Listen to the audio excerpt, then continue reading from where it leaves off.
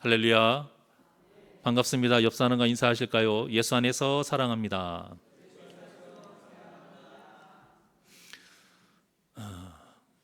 축구와 같이 팀끼리 대항하는 그런 운동 경기를 보면요, 어떤 팀이 이제 선수들이 기량이 약해요. 그런데 훨씬 그들보다 강한 선수들이 있는 그 팀을 이길 때가 있습니다. 그 원인을 살펴보니까 하나가 딱 나와요. 감독이 전략을 잘 세웠기 때문이죠. 그래서 이 감독과 이 선수 간의 신뢰가 굉장히 깊어서 이 유대관계가 좋은 팀이 자신들보다 훨씬 강한 팀을 이길 때가 있는 거예요. 이 원리를 잘 아는 선수일수록 강한 상대를 만날 때마다 위축되지 않는다고 합니다. 어차피 자기 힘으로는 그 선수를 이길 수가 없는 걸 알아요. 그래서 그 선수를 제쳐놓고 골을 넣을 수 없기 때문에 이 경기 전체의 흐름을 파악하고 그때그때에 맞게 지휘를 하는 그 감독을 믿고 따르는 것이죠. 자, 그러면 이길 수 있다는 거예요. 제가 이 이야기를 들었을 때 우리 신앙의 원리하고 참 같구나 하는 생각을 참 많이 했습니다.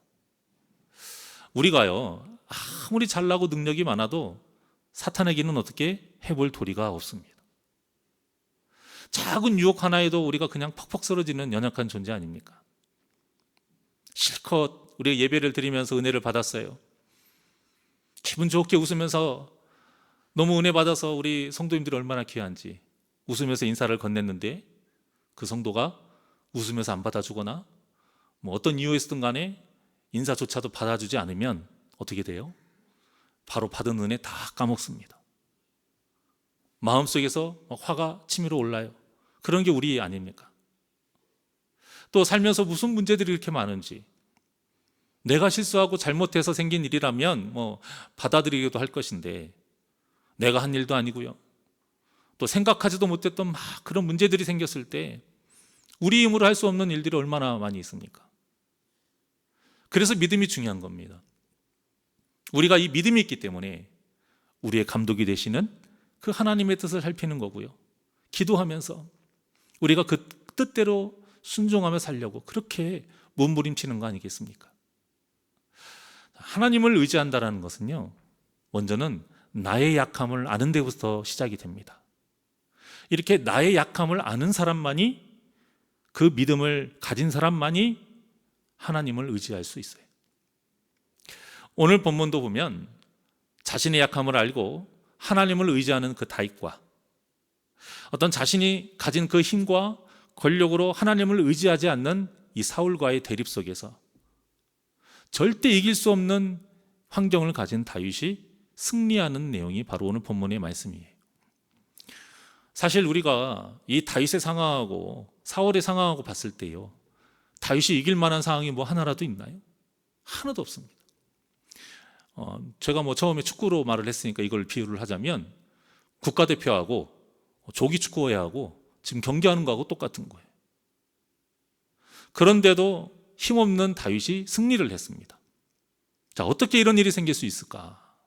아까 말씀드린 것처럼 다윗은 자신의 감독이신 하나님의 뜻대로 그걸 믿고 순종했기 때문이에요. 내 인생을 감독하시는 하나님이 우하라면 우하고 좌하라면 좌하고 굶으라면 굶고 숨으라면 숨고 참으라면 참으라고 했기 때문에 이렇게 이길 수 있었던 겁니다. 그래서 이 25장의 그 나발과의 이 사건이 굉장히, 사무엘상을 읽으면 읽을수록 그 사건이 정말 귀하다라는 것을 알 수가 있어요. 이미 다윗은 25장에서 사울과 같은 모습을 했었습니다. 자신의 어떤 생각과 자신의 힘으로 자기의 마음을 상하게 한, 또 먹고 사는 문제에 대해서 힘들게 했던 이 나발을 치려고 갔던 거예요. 절대 칼을 쉽게 뽑지 않았던 이 다윗이 그 상황 딱 한마디에 그냥 바로 칼을 뽑아서 죽이려고 서슬퍼렇게 갔습니다. 그때 아비가일을 통해서 하나님의 뜻을 깨닫고는 두 손 두 발 다 들고 항복하지 않았습니까? 만약에 아비가일을 통해서 다윗이 꺾이지 않았다면요, 오늘 본문과 같은 일이 생기지 않았을 겁니다. 하지만 자신의 죄성과 나약함을 그 나발의 사건을 통해서 철저하게 깨달았어요. 그리고는 하나님의 뜻에 맞게 사는 것이 얼마나 중요한지 다시 깨닫게 된 겁니다. 그래서 아비새와 같이 갔을 때 아비새가 얼마나 충동질했습니까? 말씀만 하십시오. 제가 2번도 아니고 딱 창 1번 찌르고 끝내겠습니다. 그런데 그 충동질에도 전혀 흔들리지 않았던 겁니다. 그리고 본문과 같이 이 사울을 향해서 당당하고 떳떳하게 말할 수 있게 된 거예요. 자, 본문을 살펴보면 먼저 이 사울을 지켜야 하는 그 군대 장관 아브넬에 대해서 또 책망을 합니다. 네가 왕을 지키는 책무를 다하지 못했다라는 것이죠. 그러면서 그 증거로 왕의 머리밭에 있었던 창하고 또 그 물병을 같이 보여줍니다. 자, 이 말을 들은 사울이요, 엔게디 광야에서 가졌던 그 마음이 다시 다 되살아납니다. 그리고 17절과 같이 말을 합니다. 다 같이 우리 17절 시작. 사울이 다윗의 음성을 알아듣고 이르되 내 아들 다윗아 이것이 내 음성이냐 하는지라. 다윗이 이르되 내 주 왕이여 내 음성이니이다 하고. 자, 뭐라고 했습니까? 원수 다윗이 뭘로 됐어요? 아들 다윗이 됐어요. 사울의 입장에서도 보면요, 한 번도 아니고 지금 2번이나 똑같은 일이 반복이 됐어요. 아무리 생각해도 자신이 벌써 죽었어야 되는 상황이 지금 다윗이 자신의 목숨을 살려준 거예요. 그리고 절대 있을 수 없는 상황에서 다윗이 자기를 죽일 수 있는 그런 여건이 벌어진 거죠. 이번 같은 경우만 해도요, 자기 옆에는 아브넬이 있었고요, 또 그 자기의 천막 주위를 3,000명이 되는 군사가 빽빽히 에워쌌습니다. 그런데도 다윗과 아비새가 들어와서 자기 머리밭에 있는 창하고 물병을 가져간 것 아닙니까? 자, 아무리 영적으로 어두워도요, 아무리 하나님께 버림을 받았어도, 하나님을 또 사울이 떠났어도 알 것은 알 수 있어요. 지금 누가 다윗을 돕고 계신 겁니까? 하나님께서 다윗을 돕고 계신 것을 이 사울도 제대로 알게 된 겁니다. 그러니 이제는 더 이상 내가 어떻게 해볼 수 없구나 깨닫게 된 거고, 또 자신의 이 잘못도 더 깨닫게 된 것이죠. 자, 그래서 이후부터는 사울은 다시는 이 다윗을 죽이려는 마음을 갖지 않습니다. 우리가 잊지 않아야 할 사실은요, 이 모든 일들이 뭐 한두 번 이루어진 것이 아니고요, 또 뭐 한두 번으로 해서 이렇게 사울이 바뀐 것도 아니고요, 짧은 시간 동안 사울이 이런 생각이 든 것이 아니에요. 정말로 많은 일들이 있었고 많은 시간 동안 다윗이 자신의 뜻을 다 죽이고 하나님의 뜻대로 살면서 오랫동안 견뎠기 때문에 이 엄청난 결과를 얻게 된 겁니다. 자, 그래서 성경은 다윗을 뭐라고 평가합니까? 하나님 마음에 맞는 사람. 사도행전 13장 22절의 말씀입니다. 시작. 패하시고 다윗을 왕으로 세우시고 증언하여 이르시되 내가 이새의 아들 다윗을 만나니 내 마음에 맞는 사람이라 내 뜻을 다 이루리라 하시더니 아멘. 이렇게 인정을 받잖아요. 내 마음에 맞는 사람이다. 자, 그런데 여기서 아주 중요한 말씀이 나옵니다.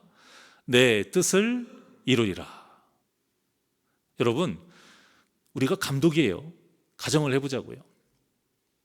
내가 봤을 때 분명히 저 팀 이길 수 있는 전략이 있어요. 선수 개인이 뭐 기량은 다 떨어지지만 내가 세운 이 전술로는 분명히 이길 수 있을 것 같아서 사용을 하려고 할 때 누구를 사용하겠습니까? 아무리 손흥민처럼 실력이 좋아도요, 내 말 안 들으면 그 선수 사용 못합니다. 감독의 말을 신뢰하고 어떻게든 그 감독의 말대로 따르는 그 선수를 내가 사용하는 것 아니겠습니까? 이게 당연한 거예요. 지금 바로 이 뜻을 말씀하고 있는 겁니다.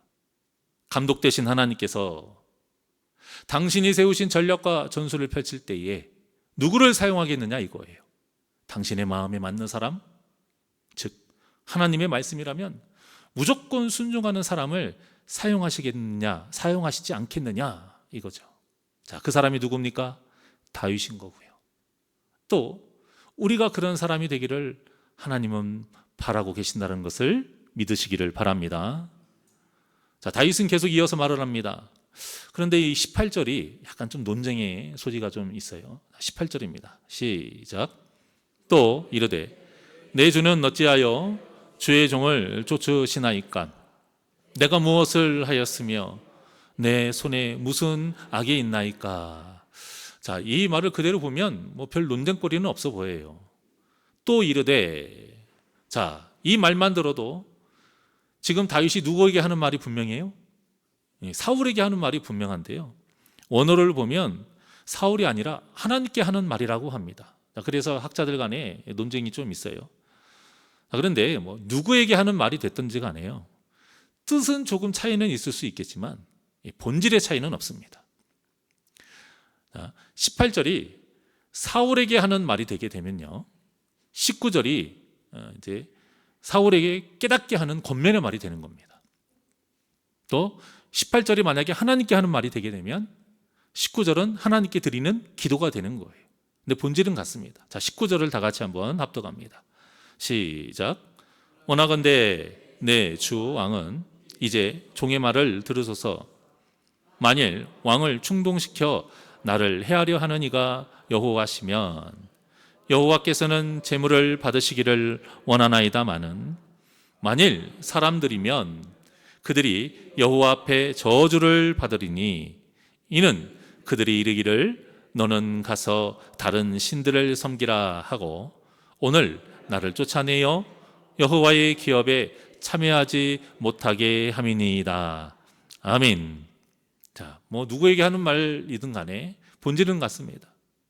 자, 다윗이 지금 뭐라고 말을 하는 거냐면요, 지금 이렇게 사울이 자신을 죽이려고 하는 일들이 계속 반복이 되는데 만약에 이게 하나님 뜻이라면 자기가 기꺼이 무엇이 되겠다?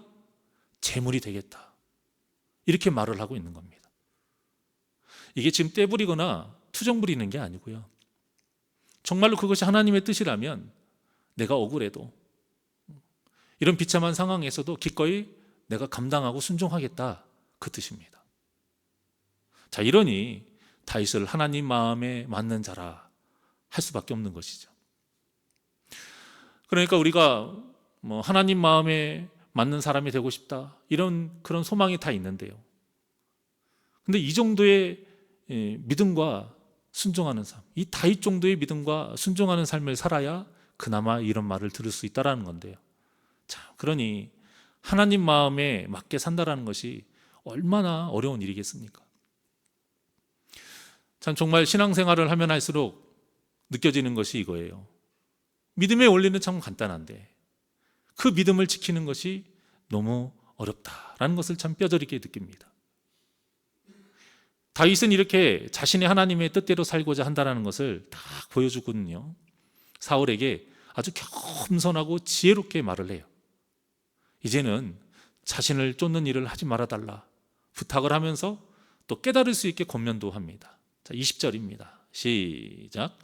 그런즉 청하건대 여호와 앞에서 먼 이곳에서 이제 나의 피가 땅에 흐르지 말게 하옵소서.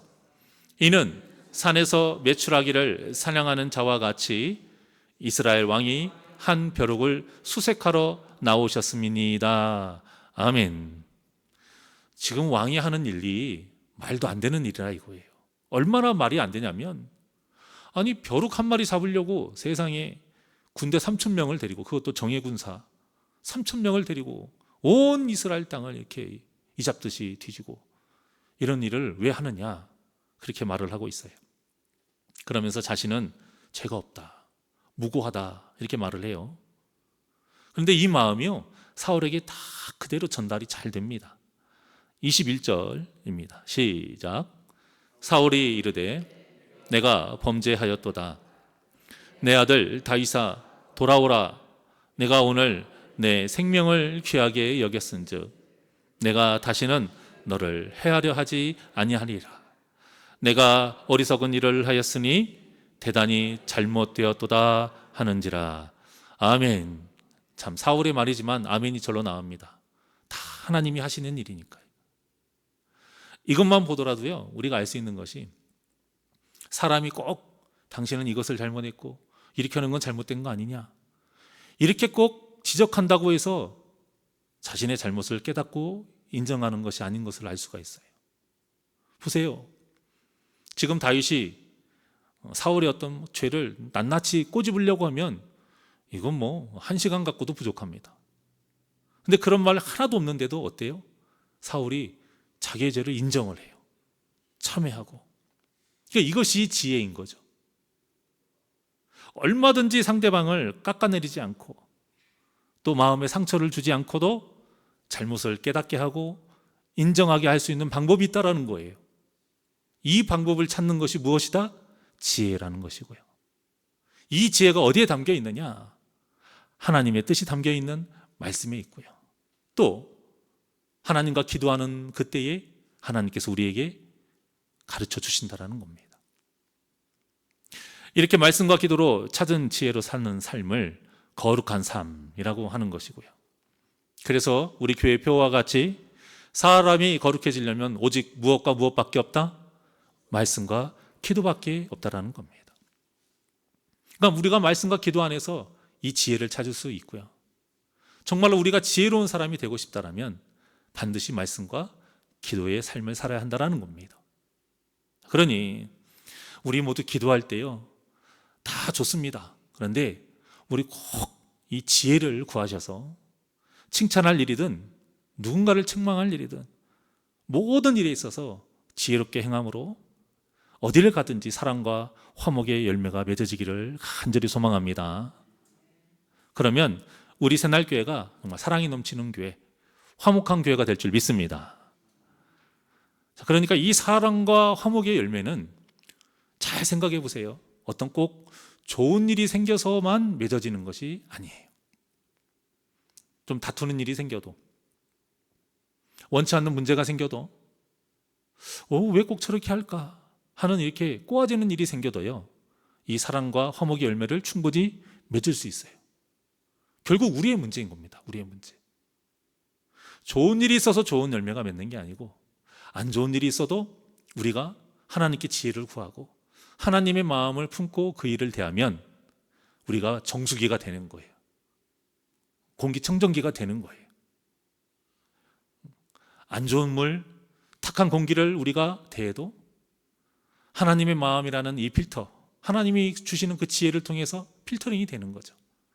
그래서 사랑의 열매와 화목의 열매를 맺을 수 있다는 겁니다. 그런데 아무리 좋은 일이라도요, 이 사울처럼 우리가 꼬여버리면 이게 안 되는 것입니다. 분명히 사람들이 인정해 줬어요. 사울도 천천이다. 다윗이 만만이라는 말이 있긴 했지만 사울도 천천이라고 분명히 높이는 백성들이 있었어요. 그런데 마음이 꼬이니까 시기와 질투에 빠져가지고 이 세월을 다 낭비한 것 아닙니까? 근데 자신만 낭비한 게 아니고 이 주위 사람들까지 얼마나 많은 피해를 줬습니까? 하지만 우리가 이 다윗과 같은 믿음을 가지면요, 아무리 고난의 연속이라 할지라도 하나님이 주시는 이 지혜를 통해서 사랑과 화목의 열매를 맺게 되는 것입니다. 그래서 하나님은 본문을 통해서 너희는 이 두 사람 중에서 누구와 같은 삶을 살고 싶으냐? 라고 물으시는 거예요. 그래서 앞으로 누구와 같은 삶을, 그 선택의 삶을 살 것인지, 이 모든 물음의 대답이 우리 사랑하는 성도님들이 다윗이 되기를 원합니다. 그래서 앞으로 우리 삶이 이 다윗과 같은 이 선택을 통해서 여러분들이 가는 곳곳마다 정말 사랑의 열매, 화목의 열매가 풍성히 맺어지기를 원합니다. 자, 그런데 사울이 다윗에게 아들 다윗아, 이젠 돌아와라 말을 하는데요, 다윗이 그 말을 따르지 않아요. 25절의 말씀입니다. 자, 시작. 사울이 다윗에게 이르되 내 아들 다윗아, 내게 복이 있을지로다. 내가 큰 일을 행하겠고 반드시 승리를 얻으리라 하니라. 다윗은 자기 길로 가고 사울은 자기 곳으로 돌아가니라. 자, 여기를 보면 다윗이 자기 길로 갔다라는 것은 또 고생길로 갔다라는 거예요. 이 사울을 따라가지 않은 이유는요, 사울을 못 믿어서가 아닙니다.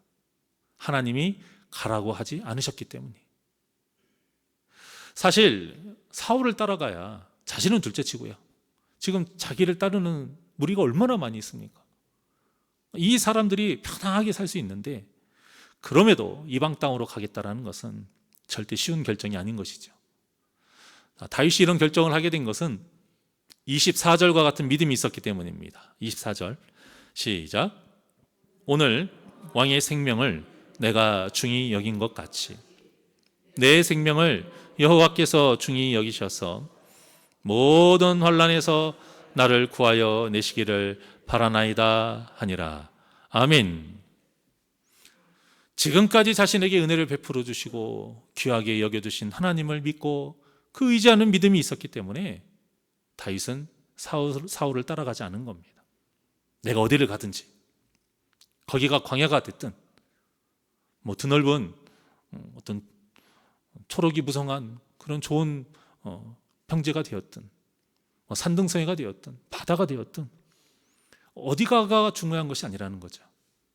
하나님이 가라고 하신다라면 하나님이 함께 하시니까 자기는 그것으로 족하다 이겁니다. 여러분, 이런 선택은 정말 쉽지 않아요. 눈앞에 뻔히 우리가 유익이 있고 좋은 선택지가 있는데도 우리가 선택을 하지 않는다? 이건 정말 어려운 일입니다. 하나님의 방법을 택할 것이냐, 사람의 방법을 택할 것이냐, 이 갈림길에서 눈에 뻔히 보이는 유익과 복을 포기하고 고생거리 훤히 보이는 하나님의 이 방법을 선택할 수 있는 것은 결국 순종하는 믿음밖에 없습니다. 우리의 삶에서 무수히 펼쳐지는 이 선택의 기로에서요, 정말로 하나님이 원하시는 옳은 길을 갈 수 있는 방법은 딱 하나예요. 순종하는 믿음. 하나님의 뜻에 순종하는 믿음밖에 없습니다. 그래서 이런 순종하는 믿음이 있으려면 우리가 눈에 보이는 이익과 그런 세상적인 복보다는 눈에 보이지 않는 영적인 유익과 그 영생의 그 복의 가치를 알 수 있도록 무엇이 변해야 될까요? 우리의 가치관이 변해야 됩니다.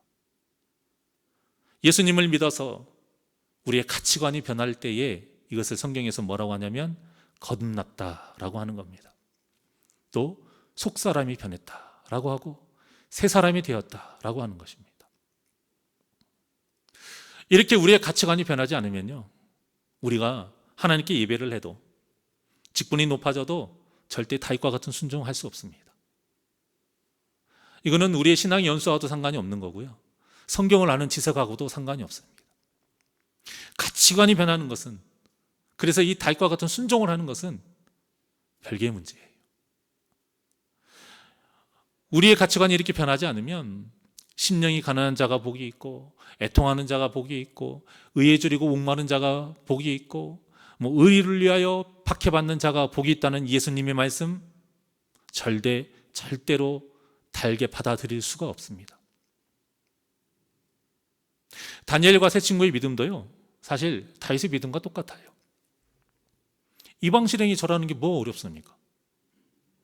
지금까지 하루에 3번 이스라엘 향해서 예루살렘을 향해서 절했던 거 잠깐 그 왕이 칙령 거둘 때까지 잠깐 멈추는 게 뭐 어려운 일입니까? 그런데 그런 세상의 복을 누리는 것보다 비록 목숨을 잃는다 해도 하나님이 주시는 그 영생의 복을 누리는 것이 비교할 수 없을 만큼 귀한 것인 것을 알기 때문에 다니엘과 세 친구가 그런 엄청난 믿음의 선택이 가능했던 겁니다. 사실 보십시오. 어떤 게 더 쉽습니까? 기도 잠깐 안 하는 거 쉽습니다. 그리고 이방신에 잠깐 절하는 게 쉽습니다. 그러니까 일제시대 때 신사참배를 했던 사람이 목사들 다 포함해서 95%가 넘지 않습니까? 쉬우니까요. 만약에 우리가 믿음을 지키는 것보다 신사참배를 하고 이런 믿음을 버리는 일이 더 고역이고 우리 몸을 해야 하는 일이라면 당연히 누가 그걸 하겠습니까? 그러니 그리 아니하실지라도 라는 이 엄청난 믿음의 고백이 그 다니엘의 세 친구에게서 나오게 된 것이고요. 에스더도 마찬가지입니다. 죽으면 죽으리이다. 이런 엄청난 고백이 나오는 게 쉬운 것이 아닙니다. 에스더가 능력이 있고 똑똑해서가 아니고요. 단 하나밖에 없었어요. 하나님의 말씀에 순종하는 믿음. 사랑하는 여러분, 여러분은 하나님께 어떤 믿음의 고백을 하십니까? 혹시 내 나름대로의 딱 한계선을 딱 정해놓고 거기까지는 내가 순종하겠다는 그런 믿음의 고백을 하고 있지는 않으십니까? 이 정도면 하나님께서 알아주시겠지, 이 정도면 인정해 주시겠지 하는 어떤 계산적인 생각으로 순종하는 그런 믿음의 고백을 하고 있지는 않으십니까?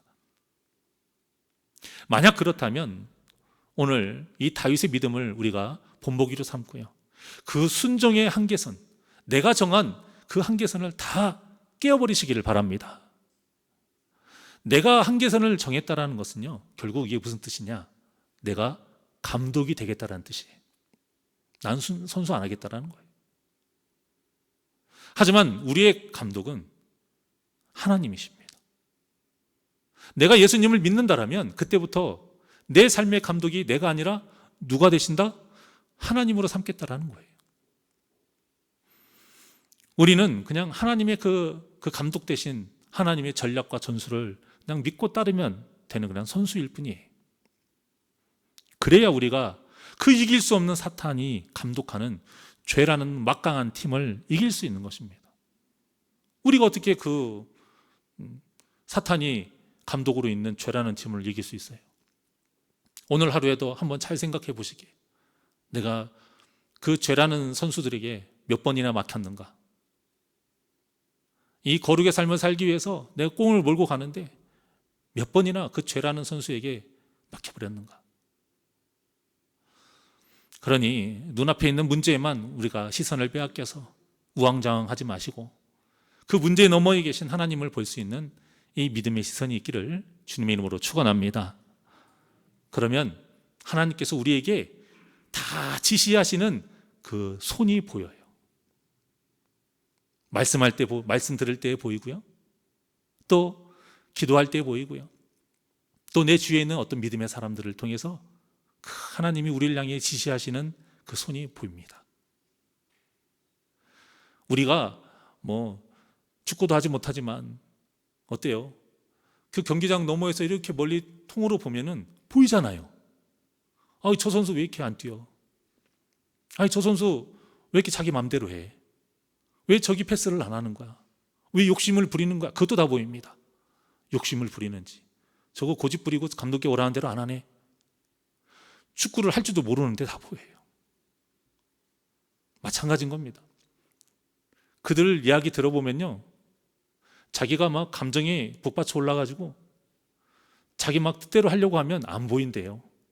감독이 소리치는 소리도 안 들리고 옆에 선수가 나한테 꽁 주라는 소리도 안 들린답니다. 내가 어떻게든 저거를 이렇게 피해가지고 내가 꽁을 차서 넣어버려야지, 이 생각밖에 안 된다요. 여러분, 이게 믿음이 없는 선수이면서 감독이 되려고 하는 사람의 모습인 거예요. 그리고 우리의 모습이기도 합니다. 또 우리가 갖지 말아야 할 모습이에요. 다윗이 골리앗을 이긴 것도요, 그 너머에 계신 하나님이 지시하시는 손을 보고 그대로 순종했기 때문이에요.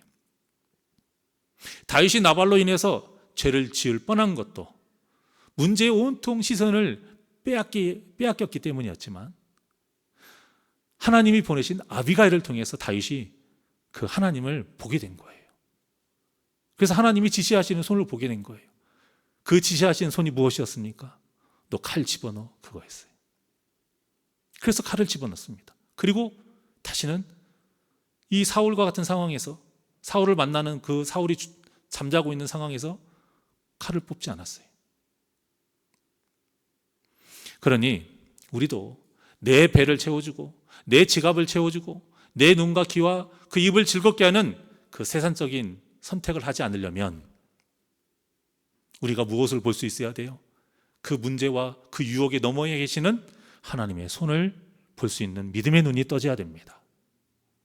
그러니 오직 말씀과 기도로 그 하나님의 우리를 향해 지시하시는 그 손을 보시고 순종함으로 믿음의 선한 싸움에서 승리하시는 우리 복된 삶을 사시기를 주님의 이름으로 간절히 축원합니다. 그러면 우리 감독 되신 주님의 손에 내 손을 포기하면서 살아야 됩니다. 자, 주의 손에 나의 손을 포기하고 하나님께 찬양드리겠습니다.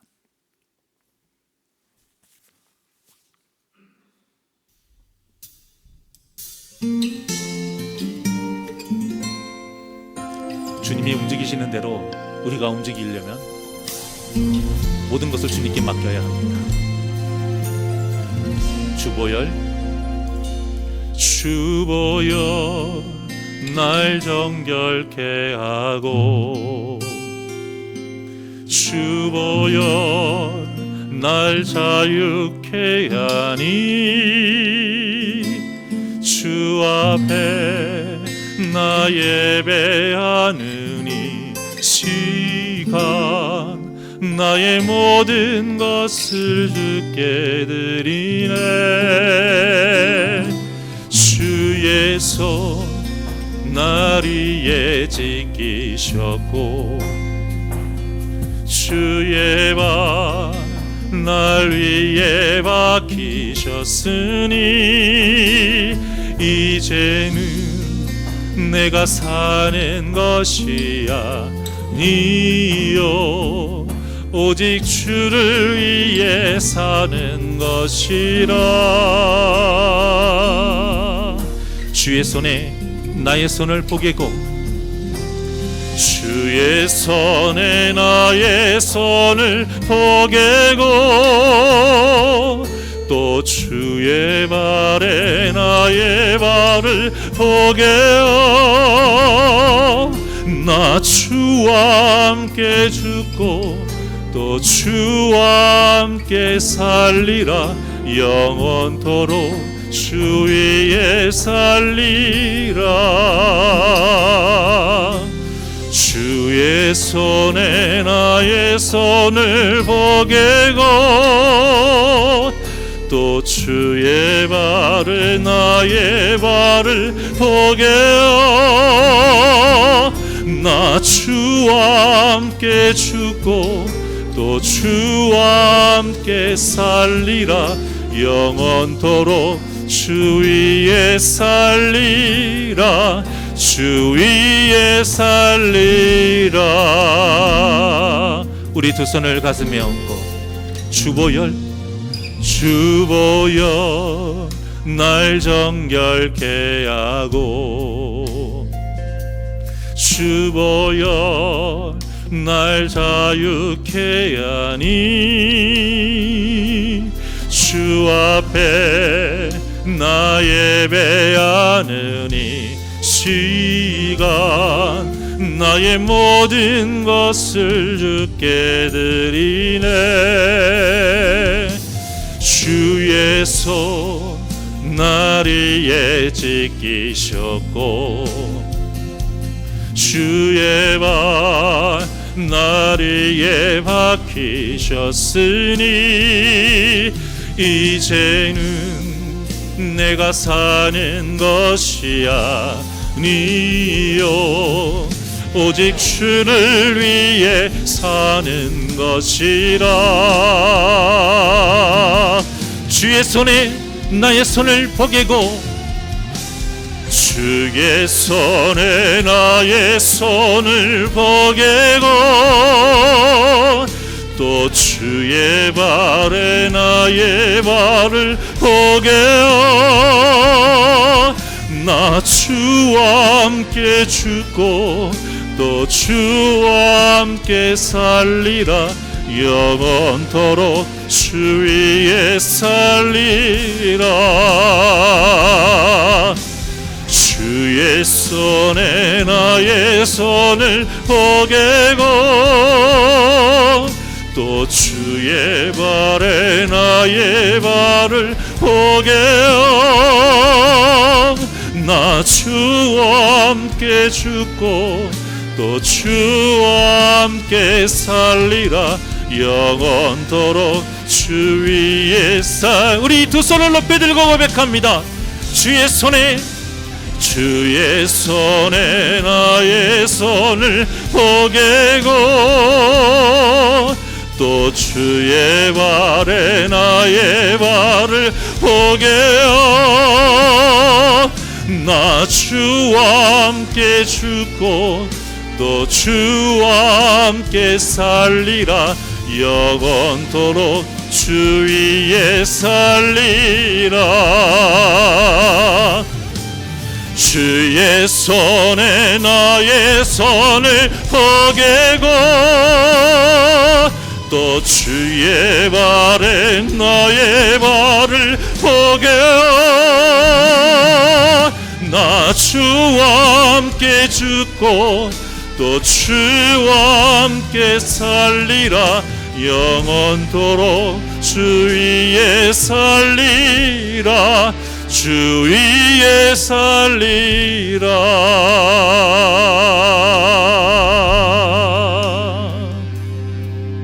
기도하시겠습니다. 언제나 우리를 구원의 길로 인도하시는 하나님, 우리가 삶의 모든 순간순간마다 그 문제 앞에서 그 유혹 앞에서 우리의 시선을 빼앗기지 아니하고 그 너머에서 우리에게 구원의 길로 인도하시고 진리의 길로 인도하시는 그 하나님의 손을 볼 수 있는 믿음의 눈이 떠지게 하여 주시옵소서. 그러려면 우리가 이 삶의 가치관이 바뀌어야 됩니다. 정말로 예수님이 주인이라면 이 세상에서 무엇이 더 중요하고 무엇이 가치 있는지 우리의 이 세상의 가치관 다 버리게 하여 주시옵시고 썩어 없어질 그 헛된 것에 우리의 그 삶을 허비하지 않게 하여 주시옵소서. 사울이 이러한 삶을 살았습니다. 자신이 감독이 되어서 그런 세상의 헛된 것에 취하며 살았습니다. 하지만 다윗은 하나님이 감독이 되어서 영생의 길을 그 영생의 삶의 선택을 하며 살았습니다. 이 거룩한 믿음의 선택이 우리 삶의 선택이 되게 하여 주시옵소서. 한두 번의 선택이 아니요 주님 다시 오실 때까지 이 선택이 끊이지 않게 하여 주시옵시고 끝까지 믿음의 선택을 하며 나아갈 때에 천국문에 입성하여 주님께 착하고 충성된 종이라 인정받는 우리 귀하고 복된 심령들 되게 하여 주시옵소서. 모든 말씀 예수님의 이름으로 감사하며 기도하옵나이다. 아멘.